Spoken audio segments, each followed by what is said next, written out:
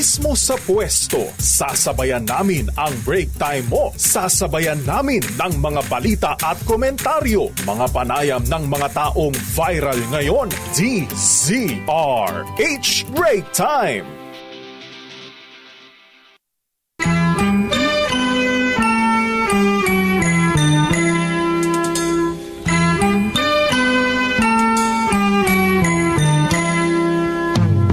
See the curtains hanging in the window in the evening on a Friday night. Little light is shining through the window, lets me know everything's alright. Summer breeze makes me feel fine, blowing through the jasmine in my mind. Hanginit!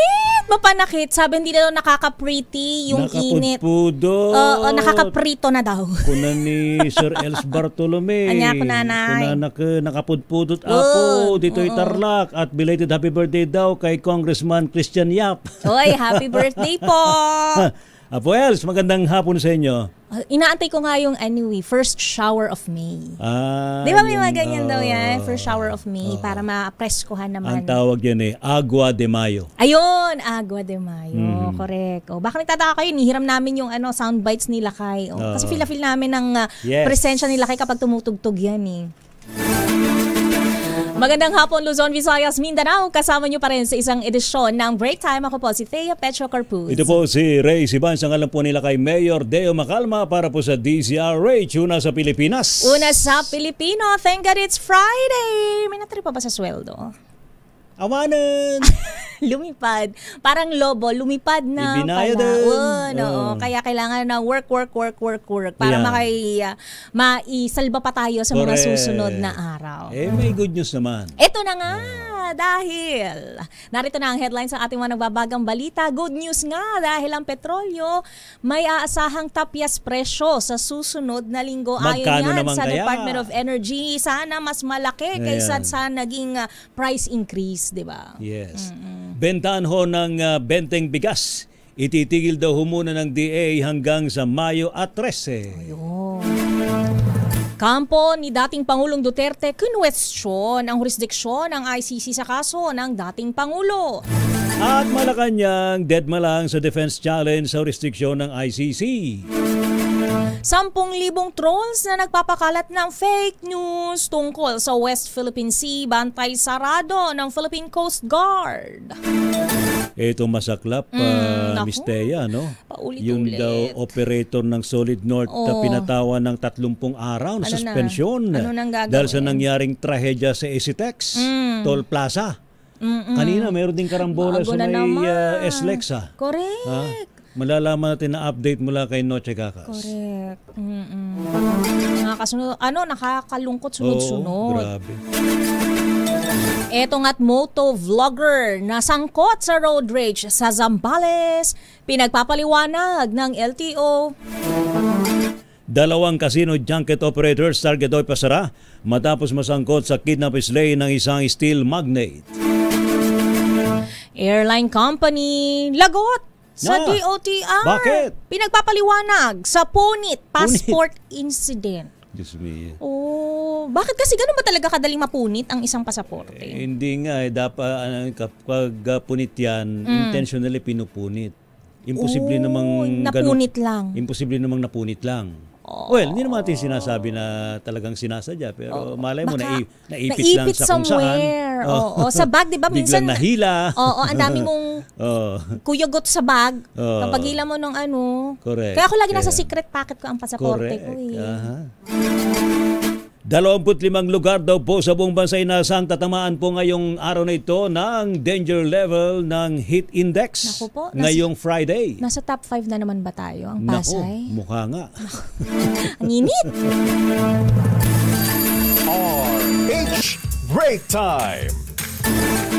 Magandang balita nga para sa mga motorista, namumuro ang tapyas presyo sa mga produktong petrolyo sa susunod na linggo matapos ang dalawang magkasunod na pagtaas. Ayon kay Assistant Director Rodela Romero ng Oil Industry Management Bureau, posible ang 25 centavos. Nabitin ako Sorry, akala ko. Nabitin mo nga. 55 centavos hanggang 70 centavos na tapyas sa kada litro ng gasolina. Habang 30 sentimo hanggang 80 sentimo naman ang bawas sa kada litro ng diesel. 50 naman hanggang 70 sentimos ang bawas sa kada litro ng kerosene. Sinabi ni Romero na bunso dito ng pangamba sa oversupply sa pandaigdigang merkado dahil sa pagtaas umano ng krudo sa Estados Unidos. Gayon din ang senyales na maaaring dagdagan ng Kingdom of Saudi Arabia ang kanilang produksyon at palawakin ang bahagi nito sa daigdigang pamilihan. Pwede bang dagdagan na lang ng dagdagan ng produksyon para tuloy-tuloy ang rollback? Pero baka kasi, di ba syempre sa economics, kapag daw oversupply, di ba, bababa talaga yung presyo talaga. Baka bumagsak yung presyo. So dapat tama lang, angkop lang ang supply sa demand. Dapat balansyado lang. Correct. Mamaya pa yung balansyado after us. Mamaya pa yan. Samantala, sa ibang balita naman, pansamantala daw pong ititigil muna ng Department of Agriculture ang pagbebenta ng 20 pesos kada kilong bigas hanggang Mayo 13. Ito po'y kasunod ng mungkahi naman ng COMELEC na itigil ito muna bago ang eleksyon sa May 12. Ayon po kay DA spokesperson Arnel de Mesa, nililinaw nila sa COMELEC kung maaari pang ipagpatuloy ang pagbebenta, ngunit wala pa silang natatanggap na tugon kung kaya't susunod na muna sila sa rekomendasyon na pansamantala muna lang itigil ang bentahan ng 20 bigas. Sa pagbabalik ng programa, mananatiling pilot areas ang Central at maging ang Eastern Western Visayas.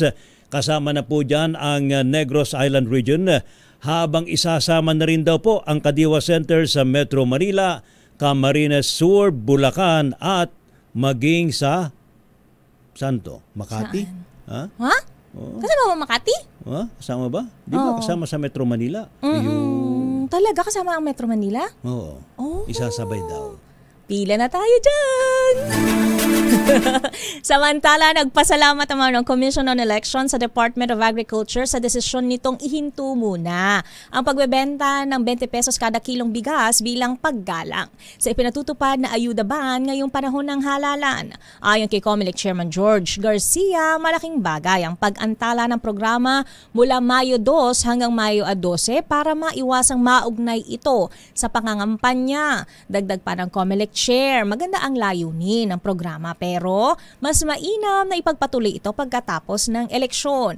Una nang inanunsyo ng COMELEC ang pagbabawal sa pamimigay ng anumang uri ng ayuda simula Mayo 2 hanggang Mayo 12 bilang bahagi ng election rules.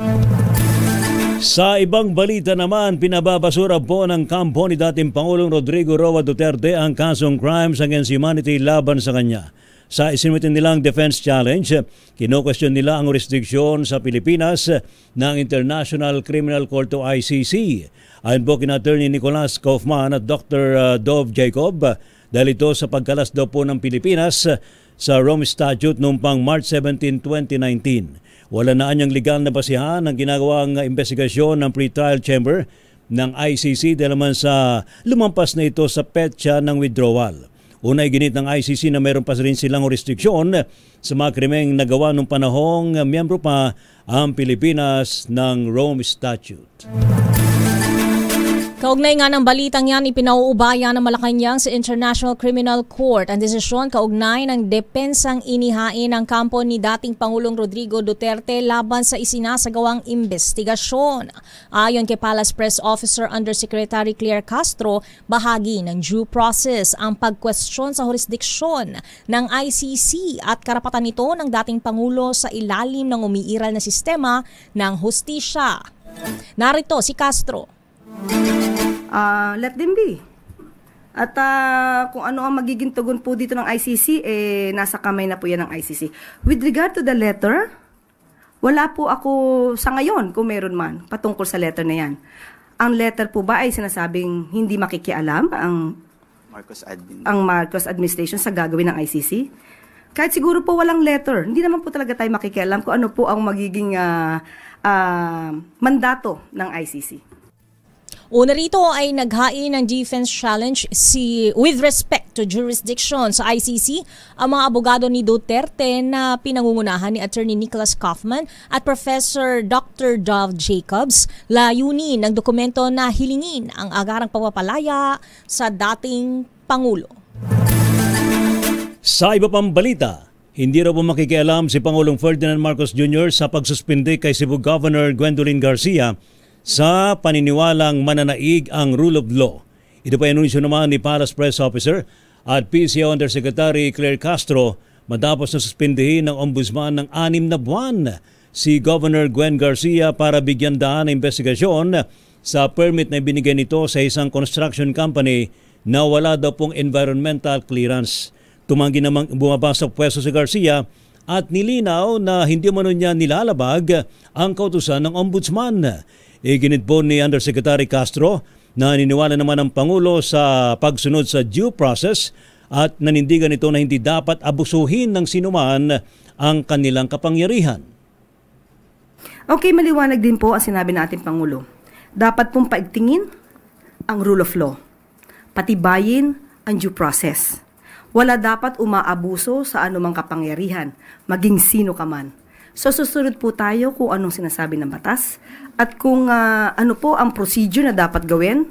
Siguro maaari po itong i-avail ni Governor Gwen Garcia at kung ito naman po ay naaayon sa batas, dapat punto pa rin. Muli ang tinig mga kaibigan ni Yusek Claire Castro. Ibibigay pa natin ang pang detalye ng ating mga nagbabagang balita mamaya. Operator ng Solid North pinatawa ng 30-day suspension dahil sa trahedya sa SCTEX. Motovlogger na sangkot naman sa road rage sa Zambales. You tell me. Tell me. You tell me. You tell me. You tell me. Tell me you. You tell me. Me tell you. Bakit nga ba? O bakit? Bakit? Yun ang nasabi. You tell me. Bakit? Ha? Bakit? Bakit? Ang daming taon nun bakit. Sabi ng mga nakikinig sa bakit nga ba? Motovlogger na sangkot sa road rage sa Zambales, pinagpapaliwanag ng LTO. Bakit nga ba? Bakit nga ba? You tell me. You tell me. At ito, airline company lagot sa DOTR, pinagpapaliwanag sa punit passport incident. Ako, alamin nga natin ang mga detalye ng mga nagbabagang balitang yan sa pagbabalik pa rin ng Break Time kasama si Thea Pecho Carpuz at Ray Sibayan. Dito pa rin sa DZRH, una sa Pilipinas, una sa Pilipino. Ang oras, 26 minutos, makalipas ang alas 4 ng hapon. Pilipinas, ang oras, 35 minutos, makalipas ang alas 4 ng hapon. RH Break Time.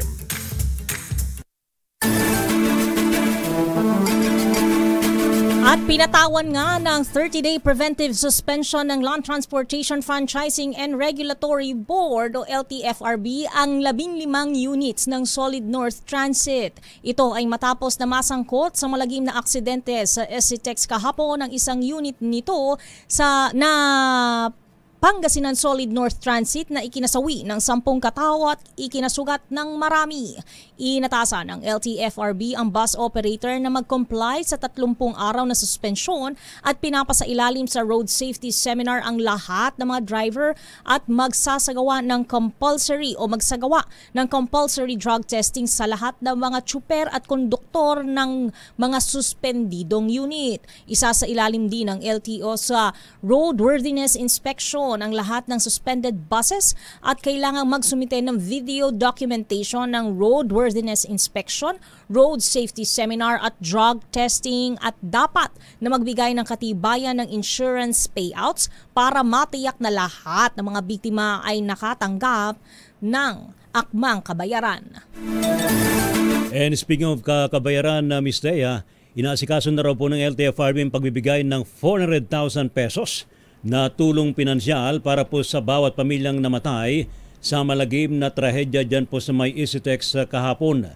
Sa panayam po ng DZRH News kay LTFRB spokesperson Attorney Ariel Linton, sinabi niyang pinagutos na ho sa Passenger Accident Management and Insurance Agency o PAMI na agad na aksyonan ng pangailangan ho ng mga biktima.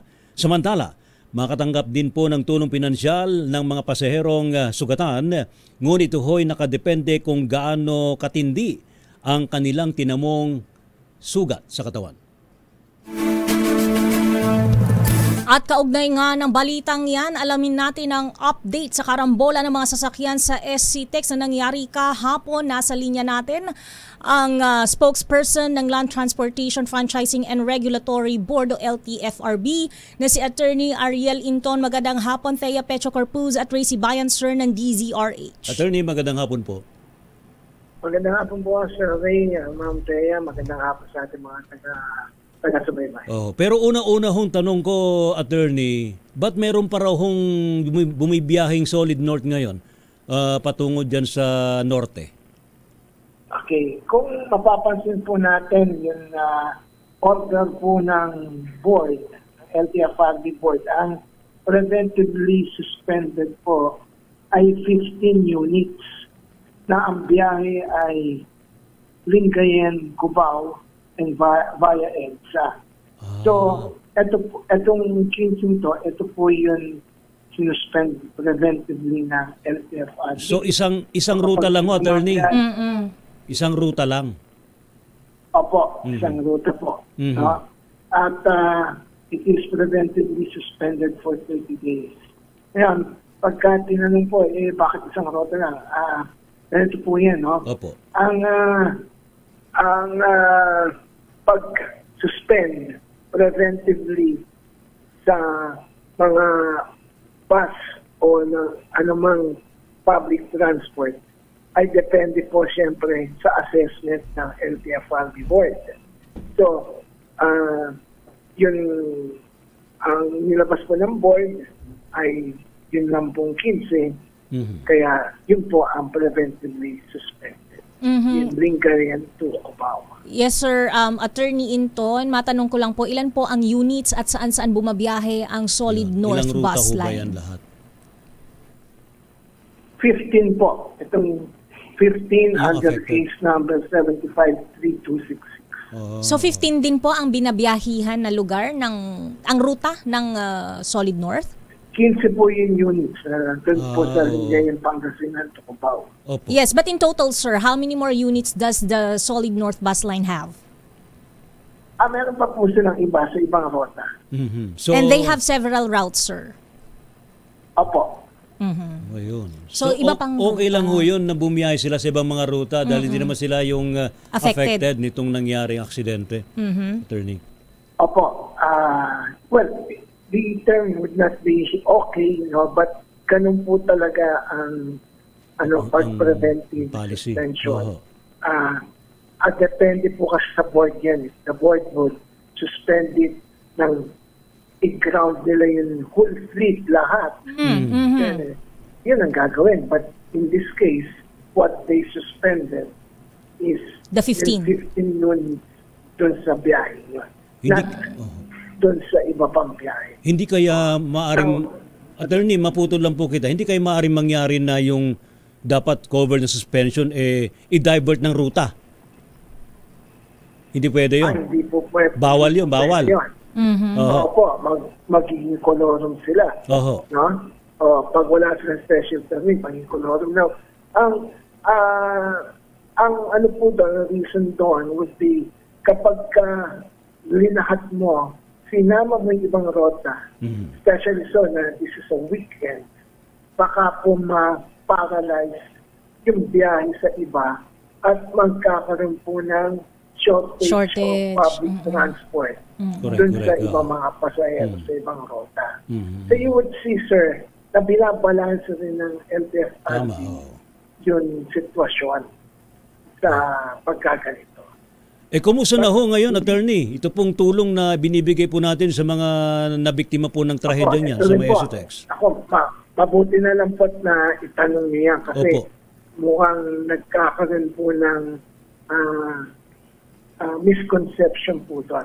Ito po yan. Yung pong kapag pasahero po kayo ng isang public transport, you are insured under a personal passenger accident insurance policy. Lahat po ng mga public transport, meron po niyan. No?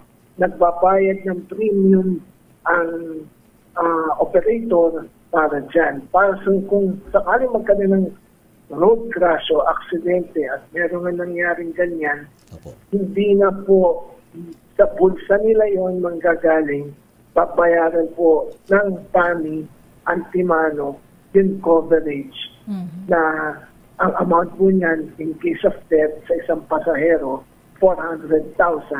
At kapag kami mga sakuna naman, depende po sa injury sustained by the passenger. Yes, So, sa tanong, is it an out-of-pocket from LTFRB? Hindi po. Ito po ay ang LTFRB is Chairman Guadis, Teofilo Guadis, instructed na bilisan ng insurance ibigay yung benefit under the coverage of insurance. Ngayon, so, klaro po tayo doon. Yes, sir. Ang dito sa road crash na to, lumalabas na yun iba, kasi no, 10 namatay, hindi pasahero ng bus. Correct. Oo, nadamay. Hindi po covered yun ng personal passenger accident insurance. Kasi personal passenger accident insurance kapag pasahero ka. Correct, tama. Ngayon, dahil sa hindi sila pasahero, third party po sila. Ang coverage niyan ay yung third party liability. TPL na tinatawag, sir, no? Opo. Ngayon, so hindi po 400,000 yun. Yung po ay 200,000 per accident. So, nakakalungkot man po yung 200,000 per accident paghati-hatian pa. Ano ba yun? Opo. Kaya, yun ang sinasabi ng LTFRB na bilisan niyan. Depende kasi sa anong insurance nakaka-cover ng sitwasyon. So, meron pong yung pagka tinanong, bakit ganun? Pareho naman buhay yan. Tama po yun. Kaya nga may mga move sa transport sector na yung TPL should increase already yung benefit in case of death and in case of injury. Kasi masyado namang paano kung 100 yung namatay, 200,000 pag-ahati. Correct. Ngayon, yan po dun sa insurance. Ngayon, over and above that, kung yung operator naman from his generosity or voluntarily nagbigay ng tulong, well and good. Nasa yun. Pero can we impose that? Hindi po. Only the courts can kapag kami final na kaso sa husgado. So, yun po, kaya po yun kanina na ang LTFRB magbibigay, it is not that exact from the insurance. LTFRB will see to it na mabigay yun karapat-dapat under the policy ng insurance. May namatay ho ba sa mga passenger bus? Sa police report po, yun nga po tinitingnan namin mabuti.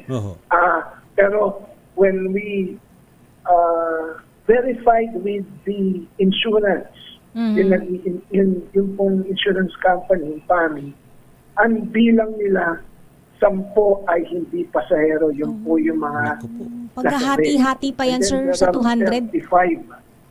Opo, 35 injured. So, doon sa mga pasahero, may mga injured doon. So, covered sila ng personal passenger accident insurance. So, po siya nasawi na depende ngayon yan kung katulad ng van, kung meron silang yung private vehicle, meron comprehensive, then ibang usapin po yun. Yes. So, kanya-kanyang insurance, sir, kumbaga. Kanya-kanyang insurance na yun. Sa masakyan. Opo, kaya po napakahalaga po na alam ng pasahero at tuwing sasakay kayo ng public transport, see to it na ang sinasakyan nyo ay may prangkisa. Ayun, kaya pala napakahalaga na wag kang sasakay ng kolorum dahil hindi mo masisiguro kung insured ka. Sakaling magkaroon ng aksidente. Wala po kasing insurance kapag kolorum. Naku po, yun lang. Ay, susa po. So ano po ngayon ng assurance po ninyo, attorney, sa mga pamilya nitong mga naulila at dun po sa mga nasugatan po sa naturang trahedya? Opo, ang LTFRB po, ang instruction po ni Chairman ay tutukan to. In fact, tumawag na po sa insurance ang LTFRB para madaliin po yung karapat-dapat na makuha ng mga namatayan at dun sa mga nasaktan. Kaya, naku. Attorney, maraming salamat po. Rosana, hindi na maulit yung ganitong... Yes, sir. At saka medyo sunod-sunod po yata, Attorney Inton, yung mga ganitong klaseng trahedya sa lansangan. Ano po kaya mga pwede nating gawin para maiwasan? Tama po yan. Opo. Kaya nakakalungkot po. Pero ang LTFRB po, even before this accident happened, sinabi naman na magiging stricto, no, against kamote drivers and will situate na ang mga operators, kasi ang LTFRB po, ang jurisdiction yan, mga operators. No? Dahil sila, ang LTFRB nag-i-issue ng prangkisa, na the operators should be duty bound to see to it na yung kanilang mga drivers are fit mentally and physically to drive public transport. At hindi lang po yan. They have to see to it na yung kanilang mga unit ay roadworthy sa bawat takbo. No? Sa bawat takbo po. Maraming salamat sa inyo pong oras, you, Attorney Inton, at sa malinaw na pagpapaliwanag ng mangyayari dito sa mga nabiktima ng naturang sakuna. Kaya nga po, isa pong if I may add, meron pong mga nag-move ngayon na dahil dito nakita nila yung diferensya ng passenger accident, napakalaki. Doon kapag third person yun, totoo po yan. Namatay di ba? Hati-hati pa sila. Dapat doon, mag-increase na rin po yun, yung TPL. Dahil in an accident, no matter what, if you are a passenger or a third person, still, buhay ng tao yan. Yes, sir. Maraming salamat, Attorney Ariel Inton ng LTFRB. Salamat po. Yes, maraming salamat. Samantala, dumako naman tayo sa ating flash report. Flash. Pengi nga ako dyan. Report. Norman, flash. Pa-flash ako. Flash. Report. Baka iba ma-flash ni RS Yun. Flash Report. Flash Report! 5 matataas opisyal ng gobyerno naman ay isangkot sa pag-aresto kay dating Pangulong Duterte. Inireklamo daw po sa Ombudsman. Ating alamin sa report ni RH5 Val Gonzalez. Val. Ray at Mistaya, bit-bit ang committee report ng Senate Committee on Foreign Relations ay naghain ng reklamo sa Office of the Ombudsman itong si Senador Amy Marcos laban sa 5 matataas na opisyalis ng gobyerno. Kabilang sa mga sinampahan ng reklamo ay itong sina DILG Secretary John Vic Remulla, Department of Justice Secretary Boying Remulla, PNP Chief General Romel Francisco Marbil, CID Director Major General Nicolas Torre III, at Special Envoy for Transnational Crimes Marcos Lacanilao. Ito'y may kinalaman sa manoy illegal na pag-aresto at pagpapadala sa The Hague, Netherlands kay dating Pangulong Rodrigo Duterte. Kasama sa mga kasong isinampa ni Senador Amy ay ang graft and corruption, arbitrary detention at great threat. Sabi ni Marcos, pinagbatayan ng kanyang reklamo sa Ombudsman ang Chairman's Report ng Senate Committee on Foreign Relations na nag-imbestiga sa ginawang pag-aresto kay dating Pangulong Duterte. Nagpahayag ng tiwalang senador sa Ombudsman na mapapanagot ang mga respondent para mabigyan ng hustisya ang pag-aresto at pagpapadala sa International Criminal Court kay dating Pangulong Rodrigo Duterte. Ako si Val Gonzales, DZRH, una sa Pilipinas, una sa Pilipino. Maraming salamat, Val Gonzales. Flash Report. Flash Report! Standby lang sa lahat ng ating mga reports mula sa labas. Standby Miss Leth, Raymond, Milky, Noche. Ilan munang paalala, Pilipinas, ang oras 8 minuto bago mag alas 5 ng hapon. RH Break Time. Mga kandidato ng alyansa naglatag ng mga solusyon para mapabuti ang kalidad ng edukasyon sa Pilipinas. Idetali mo ang balita, RH14, Leth Narciso, Miss Leth.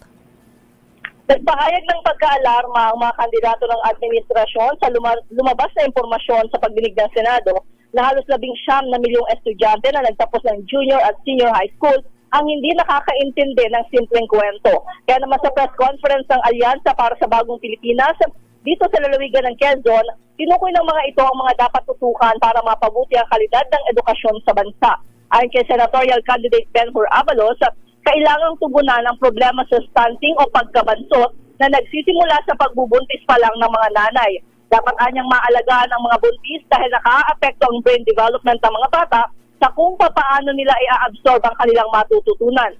Sinabi naman ni Senatorial Candidate Abby Binay na dapat magkaroon ng sistema at curriculum kahit sa early childhood development pa lamang. Binigyan din ito ang kahalagahan na gawing foundational imbes na bridging the gap lang ang approach ng DepEd. Kung matututukan kasi anya ang daycare, kindergarten at grade 1, pagdating naman ito ng grade 3 ay marunong na silang umintindi. Sa panig ni Senatorial Candidate Tito Soto, kailangan din anyang palakasin mismo ang kalidad ng mga guro sa pamagitan ng continuing education kasama ang conferences at seminars.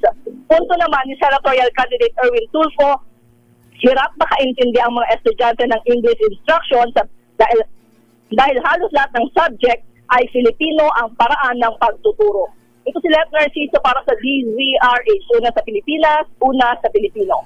Thank you, Leth. Samantala, Pangulong BBM ay ipinagtanggol na po ng mga kandidato ng alyansa para sa Bagong Pilipinas sa pagpapaimbestiga sa prime water ng pamilya Villar. Ibalita mo nga yan, Lakay Raymond at Paz. Lakay Raymond. Ray Mistaya, nasa tamang direksyon ang kautusan ni Pangulong Bongbong Marcos na paimbestiga ng serbisyo ng prime water na pagmamay-ari ng pamilya Villar. Ito ang nagkakaisang pahayag ng mga kandidato sa pagkasenador ng Alyansa para sa Bagong Pilipinas na warap sa isang news conference sa provincial capital ng lalawigan ng Quezon sa Lucena City. Ayon kay dating Senador Panfilo Ping Lacson, lahat ng reklamo na may kinalaman sa mga basic services gaya ng tubig ay dapat kumilos ang gobyerno. Ilang mga local officials na kanilang nakausap sa Bohol at Bacolod na sakop ng prime water ang nagrereklamo dahil sa kawalan ng tubig at kung minsan naman ay kulay tsokolate. Paniwala naman ni Congressman Erwin Tulfo, walang politika sa kautusan ng Pangulo na paimbestiga ng prime water dahil sa kanilang pag-ikot sa iba't ibang mga lalawigan na service area ng prime water ay nagrereklamo ang mga local officials. Kabilang ng mga opisyal sa Albay, Pampanga, Bulacan at sa Lucena City at Tayabas sa Quezon. Imposible umanong hindi makarating sa Pangulo ang mga reklamong ito ng ating mga kababayan.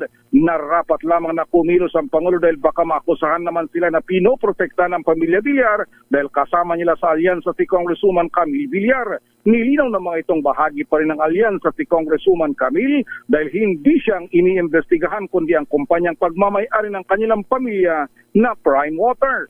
Narito si Congressman Erwin Tulfo. Dami ng mga complaint na natatanggap yung mula sa LGUs. Yun na nga, sir, kailangan na damage we do. Pag hindi kumilos ang nakarating na kasi sa Malacanang. Ilang LGU na nagre-reklamo dito. Maaga kami kini sa Quezon. Hindi ko na babanggitin kung sino nagre-reklamo. Prime water pa lang Lucena, prime water ang Tayabas, prime water ang dahil prime water. Albay, prime water din galing kami doon. Bulacan, prime water. Pampanga, prime water. Nagre-reklamo na nakarating na doon sa mama. Pag-umpuan niya lang, baka sabihin naman, porket alyansa, hindi na investigahan. Obviously, di ba? So he has to do something. Si Congressman Erwin Tulfo. Samantala, Ray at Mistaya, idugtong ko na rin ito dahil inireklamo si Davao City 1st District Congressman Paulo Pulong Duterte dahil sa umunoy kanyang pananakit sa isang nagpakilalang bugaw ng mga pick-up girls sa Davao City. Sa sinumpang salaysay ng biktimang si Criston Gian Patria, nangyari ang insidente noong hating gabi ng February 23, 2025 sa Hearsay Gastropub sa Barangay Obrero sa nasabing lungsod. Ayon kay Patria, pinagmumura umano siya ni Congressman Duterte, pinagbantaan siyang papatayin, inunde ng saksak at pinag-headbutt. Kuha ito sa CCTV footage na iprinisinta bilang ebidensya. Kwento ni Patrian, nakilala niya si Congressman Pulong sa pagitan ng negosyanteng si Charlie Tan. Siya ang pinagdadala ng mga pick-up girl kapag kailangan ng grupo ni Duterte ng mga kapartner. Nang gabing yun ay kinagalit umar ng kongresista dahil may isa niyang bodyguard ang hindi nakaskor ng babae. Isa sa mga babae ang nagreklamo na hindi nabayaran ng tama na ikinagalit ng kongresista. Siya ang napagbunto na ng galit dahil na rin sa sobrang kalasingan. Tinangka niya umunong tumakas sa bar ng gabing yun, ngunit tinarangan siya ng kanyang mga bodyguard. Hindi ka dito nakapagreklamo pagkatapos ang pangyari dahil sa takot at nitong April 26 lamang siya naglakas ng loob na nagkain ng reklamo sa PNP CIDG sa Region 11. Ito si RH28 Raymond Advance para sa DCRH, una sa Pilipinas, una sa Pilipino. Samantala, NBI at PNP muling kinalampag na palakasin ang kampanya at pagbabantay laban sa mga fake news vlogger. Idetali mo ang balita, RH12 Milky Ganan. Manang Milky. Teya at Ray nanawagan sa Surigao del Norte Representative Robert A. Barbers sa National Bureau of Investigation at Philippine National Police na palakasin ang pagmamatyag laban sa umunoy mga fake news vloggers. Ang may umano ang mga binabayaran ng local politicians para sirain ang reputasyon ng mga karibal sa eleksyon. Ang kay Barbers, naglipa na ang fake news vloggers sa local political scene kung saan nagtatrabaho umano sila para sa mga local candidates at incumbent local officials para pabagsakin ng mga kalaban gamit ang mapanirang mga posts sa social media. Sabi ni Barbers, dapat habulin, imbestigahan at kasuhan ng mga tauhan mula sa regional offices ang mga vloggers na nagpapakalat ng fake news at disinformation at kinukuha ang kanilang serbisyo ng mga local politician. Pinuri naman ni Barbers si NBI Director Jaime Santiago matapos walang takot na imbestigahan at sampahan ng reklamo ang ilang mga kilalang personalidad dahil sa pagpapakalat ng viral at mga kontrobersyal na polvoron video ni Pangulong Bongbong Marcos.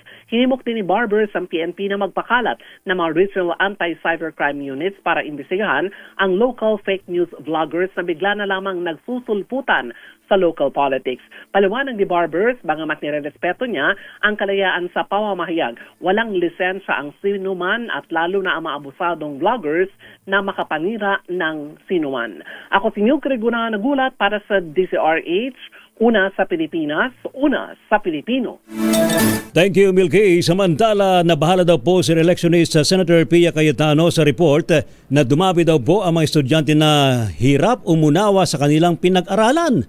Ito po reaksyon ni Senadora Pia sa resulta naman ng pag-aaral ng PSO na 18 milyong graduates daw po ng junior at senior high school mula 2019 hanggang 2024 ay tinuturing na functionally illiterate. Ibig sabihin, kahit marunong silang magbasa at magsulat, abay hirap daw silang umintindi sa kanilang pinag-aralan. Ayon po kay Senadora Pia, dahil man sa naturang sitwasyon ay panahon na para daw magpatupad ng tunay na reforma sa educational system sa ating bansa. Samantala, lalo pang lumakas ang tsansa na 106 Trabaho Party List na makakuha ng upuan sa susunod na Kongreso. Batay sa huling survey ng Social Weather Stations, 93% ng mga botante ang naniniwala sa plataporma ng Trabaho Party List. Ito ay ang palakasin ng job opportunities sa bansa at iba pang benepisyo para sa sektor ng paggawa. Lumabas din sa survey na interesado ang mga botante sa agenda na mapaunlad ang agrikultura na kabilang din sa isinusulong ng Trabaho Party List. Bukod sa SWS, mataas din ang rating ng partido sa iba pang survey, kabilang ang pagsusuri ng WR Numero Research kung saan number 3 ito sa Metro Manila at pang-5 naman sa Mindanao. Uy, happy birthday daw Miss Dea kay Bulacan Governor Daniel Fernando. Pagbati mula kay Bulacan 6th District Congressman Kaador Pleito. Hello po, sir. Happy birthday happy din. Happy birthday at happy listening kay Kaador. Yun. Happy birthday din kay Tarlac Congressman Christian Yap from Apo Els Bartolome. At dating PNP Chief Nick Bartolome. Yan. Happy birthday sa lahat ng mga may birthday. At saka sa lahat ng mothers, malapit na ang Mother's Day. Pag-ipunan po ninyo, second Sunday of May. Sa mga butihing ina. May chance pa po kayo. May 1 week pa para mapag-isipan na pag-ipunan kung ano ang magandang regalo para sa ating mga ilaw ng tahanan. Correct. At, sa lahat, speaking of ilaw ng tahanan, mamaya magniningning na naman dahil Coronation Night ng Miss Universe Philippines. Mamayang gabi na yan. Good luck. Gabi na pala. Congratulations sa lahat ng mga finalists. May chance ba tayo? Hindi, lang to, Miss Universe Philippines. Sila yung mga lalaban. May chance ka ba? Wala na. Late na ako. Nako.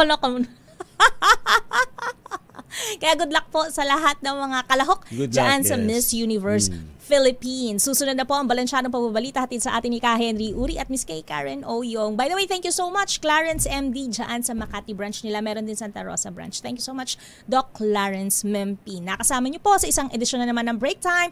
Thank God it's Friday. Ako po si Thea Petro Corpus. At Ray Sibayan para po sa DCRH. Una sa Pilipinas. Una sa Pilipino. Antabayanan niyo rin ako mamaya. Sasama ako kay Attorney Cam sa kanyang usapang legal. Happy weekend! Bye-bye! This time check is brought to you by